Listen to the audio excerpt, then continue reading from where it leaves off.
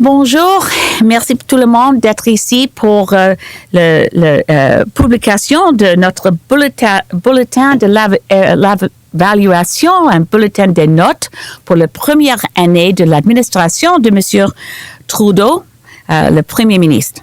It's Mr. Trudeau's first full year in office tomorrow, November 4th being the year in which his new government and new cabinet took office and were sworn in with very high levels of expectation. And of course, everyone knows that a new government with high expectations will fall short in their first year. As the Green Party of Canada and its leader, this report card attempts to be very fair. Je fais l'effort ici avec toute l'équipe du Parti vert de Canada de préparer un bulletin de notes égal avec le but d'encourager l'administration de M. Trudeau d'atteindre les cibles, les promesses qu'il a faites dans les dernières élections. We still have hope for this new government to do the right thing across a wide spectrum of promises and across many departments. So while the grades given today by the Green Party for Mr. Trudeau's first year in office are not, there's not a single A, there is one big fat F, but we are trying to be fair, but we have been very disappointed. So where we see, let me just walk through them as they're presented.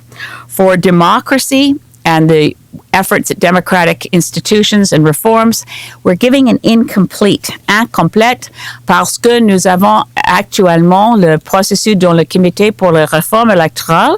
Je suis un membre de ce comité vraiment important pour trouver un autre système de scrutin pour les Canadiens et les Canadiennes, plus égal, plus proportionnel. Maintenant, nous sommes en train de faire le rapport de ce comité. À cause de ça, le note, c'est seulement incomplète, mais nous avons donné aussi les bons points pour les réformes pour le Sénat et aussi pour les lettres de mandat. We've seen a healthy change in the first year under Mr. Trudeau as Prime Minister of restoration of real cabinet government. This is no longer government by one-man rule. This is no longer a government where all decisions are made in the Prime Minister's office. Ministers are responsible for their own portfolios. So there is definite progress, although the grade for now for democratic institutions reforms remains an incomplete as we await what we hope will be meeting the promise that Mr. Trudeau made in the election campaign and repeated in the speech from the throne that 2015 will be the last year held under first past the post. Pour le climat, nous avons une note seulement de C. C'est clair que l'année passée, dans la conférence de parti 21 à Paris, que Mme McKenna, la ministre de l'Environnement et Changement climatique, a fait un très bon job, absolument. Elle a travaillé vraiment fort et c'est le Canada qui est une des premières nations industrialisées qui a proposé que l'accord de Paris a le cible, le but d'arrêter l'augmentation de température globale à 1,5 degree. The 1.5 degree goal of the Paris Agreement is largely due to Canada's leadership, and it's not something we would easily forget or fail to give credit for the government. The reason the grade remains only a C is the disappointment since in the new government deciding the best they can do on climate targets is to hold on to the Harper target of 30% below 2005 levels by 2030. This target is not just a disappointment. This target is incompatible with the Paris Agreement 1.5 goal. So accepting a domestic plan to the year 2030 at a level that will fail to meet our ambitions in Paris is simply not acceptable. We've also seen a failure to meet the campaign pledge to ensure that subsidies for fossil fuels are eliminated. Maintenant, dans le budget 2016, le ministre des Finances laisse en place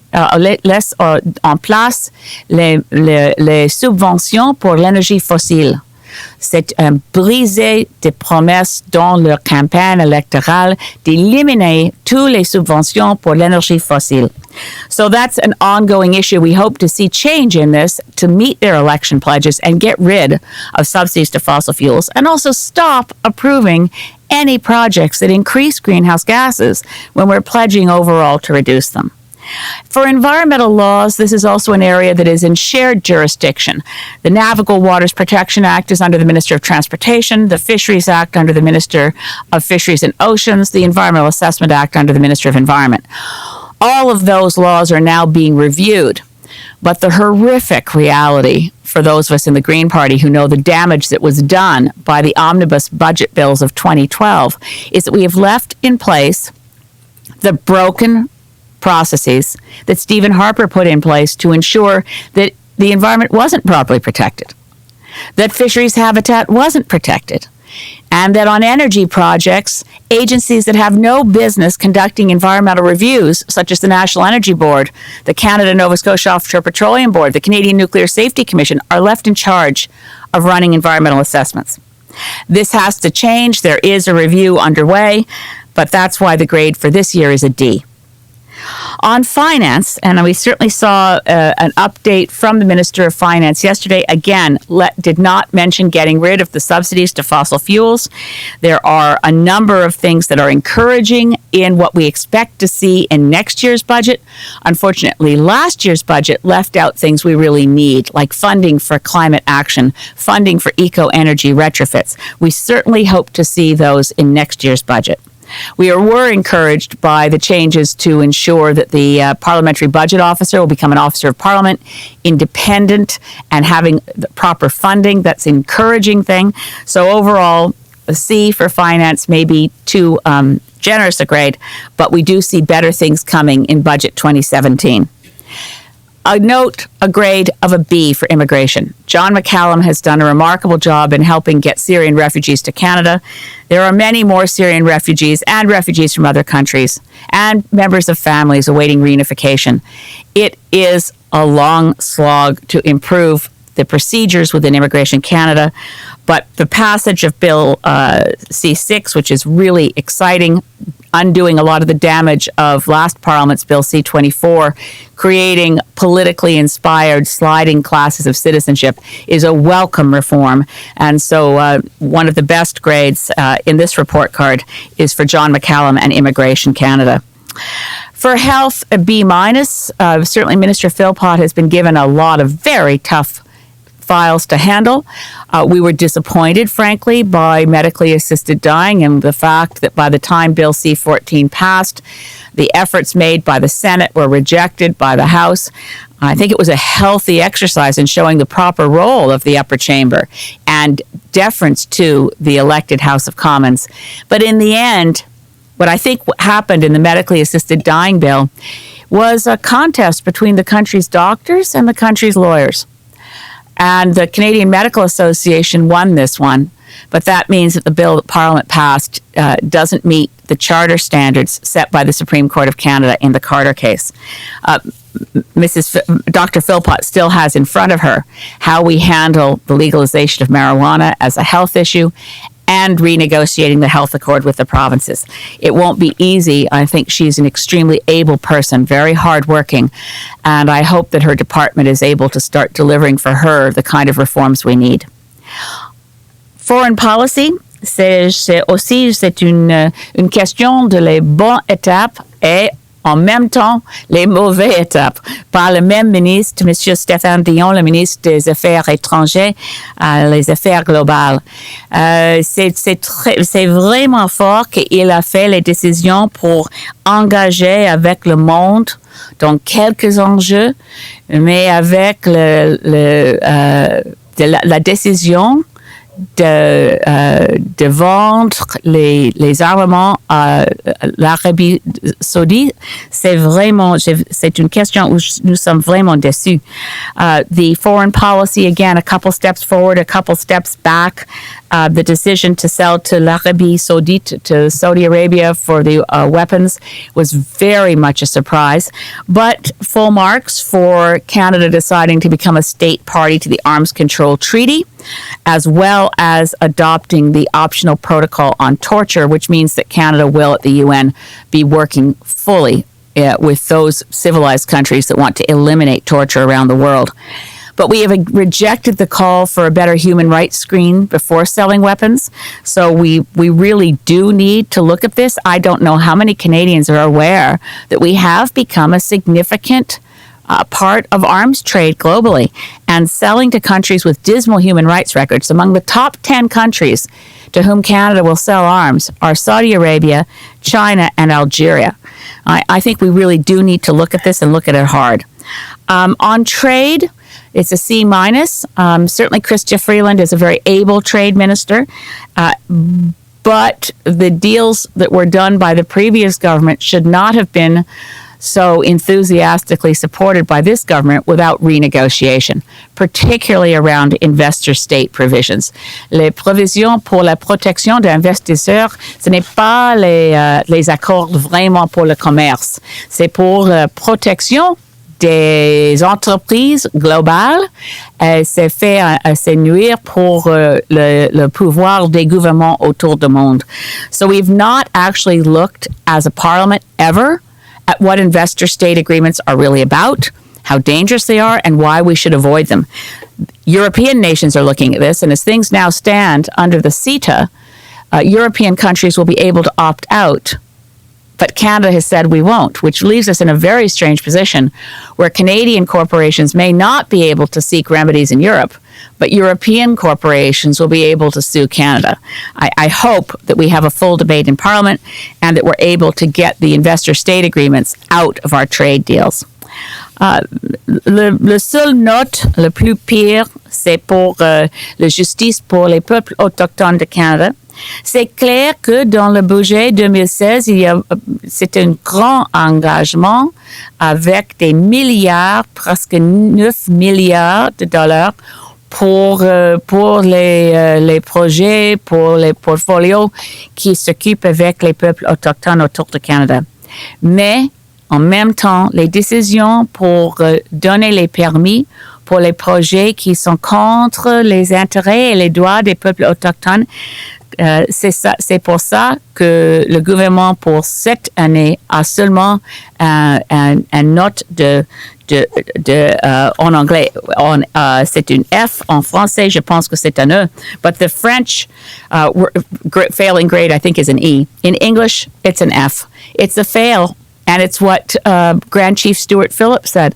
Approving the permits for Site C was a fundamental betrayal of the commitments to work on a nation-to-nation basis with First Nations across Canada.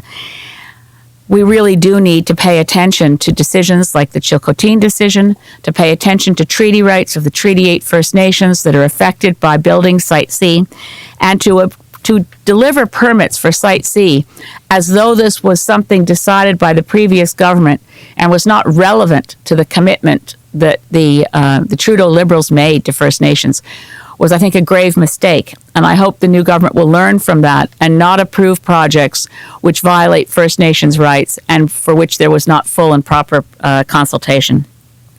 The Justice Department has been making progress in dropping some of the appeals left over from the previous administration, but unfortunately has pursued some appeals that they should have just looked at this and said, going to cut our losses and follow the law. So we're hoping to see them drop the appeal to a case won by Alexandra Morton in British Columbia. This relates to toxic fish pens. Previous courts ruled that Alexandra Morton was right and that selling diseased fish with fish viruses and polluting lice was something that violated Department of Fisheries and Oceans responsibilities. Instead of living up to the law and stopping the transport of diseased fish, the Department of Fisheries and Oceans filed an appeal. The Department of Justice is following that appeal. It was delayed for 6 months. It should be pulled. They should absolutely drop that appeal and tell DFO to live up to its responsibilities. Which brings me to the grade for fisheries, which is a D. We still have not fixed the Fisheries Act, as I mentioned before. We have not fulfilled the recommendations of the Cohen Commission, which is in the mandate letter to the Minister of Fisheries and was part of their campaign pledges. And the approval of the Petronas LNG facility on Laylu Island is a significant concern because it threatens the survival of the second largest salmon run in British Columbia, the Skeena salmon. Agriculture is simply a C. There's been very little, in fact, no real reflection of the importance of sustainable agriculture in any of the decisions announced so far. And we saw the Harper decision to dismantle the Prairie Farm Rehabilitation Boards has been untouched. The Prairie Farm Rehabilitation Act remains a dead letter act and repealed. And all the precious, rare, tall grass prairie grasslands of Saskatchewan remain at risk of being sold and privatized. We need to move very fast to preserve these key pieces of the prairie ecosystem and bring back the measures that were developed post-Dust Bowl so that we have the capacity through our farming methods to minimize the impacts of extreme drought. On transportation, we have a D for two things: the approval of the permits for Site C and the approval of LNG facilities before we have in place any regulation to handle the setback zones for LNG tankers. In the U.S., you cannot move an LNG tanker without, and it depends on which part of the coastline you're in, but the setback zones go from a kilometer to several kilometers. You don't move an LNG tanker offshore the U.S. without exclusion zones, so there is no recreational vessels, no ferry traffic, no fisheries vessels, because LNG tankers are understood in the U.S. to be a really large security threat. If you can make one blow up, you have a bomb, and it's a very large bomb. So setback zones are essential. Approving LNG tankers moving through narrow passages, as they will, from the tip of Howe Sound and Squamish, out past Bowen Island to the open ocean, past West Vancouver. These are not places where LNG tankers should be approved without having done the transportation piece to figure out how far are the setback zones going to be. And even more worrying are industry voices saying, a couple 100 meters will do it. This is not responsible. So we need to see setback zones for LNG tankers before we approve LNG projects. We need enhanced rail safety. Our recent review also raised the fact that we have not yet dealt effectively with the safety reports on threats to air travel from inadequate safety at end of runways. We also need to support cross-country via rail passenger service, and the report that is before Minister Garneau at the moment would actually do in our transcontinental rail service by taking the Toronto to Vancouver piece and removing public supports from it. So this is very rapid fire. So pour un petit résumé, l'administration de M. Trudeau pour son première année, nous avons eu les espoirs plus hauts peut-être. Nous avons eu l'espoir qu'avec l'administration de M. Trudeau, on peut éliminer les dommages des dernières 10 années dans le gouvernement de M. Harper. Alors, le dommage reste en place dans quelques départements, quelques portfolios, pour quelques ministres. Leur loi reste le même. We have 10 years of damage to repair. We have funding cuts to departments that are not being replaced in budgets. We have election promises that are not yet met. This is year one. We will report every year. And it is my hope that by 2019, before Canadians go to the polls again, we will have met the election promise, which is in the speech from the throne, that 2015 will be the last election year held under first past the post, that we will have a fair election system going into the next election, and that in that fair election, I hope the Liberals will fare well by having a report card from the Green Party that gives them straight A's, which would mean we met our climate commitments, we're serious about First Nations rights, we're addressing the backlog in immigration, the lack of justice in the justice system, and that we actually are the fairer country we hope to be. Thank you very much. Happy birthday, Trudeau Cabinet.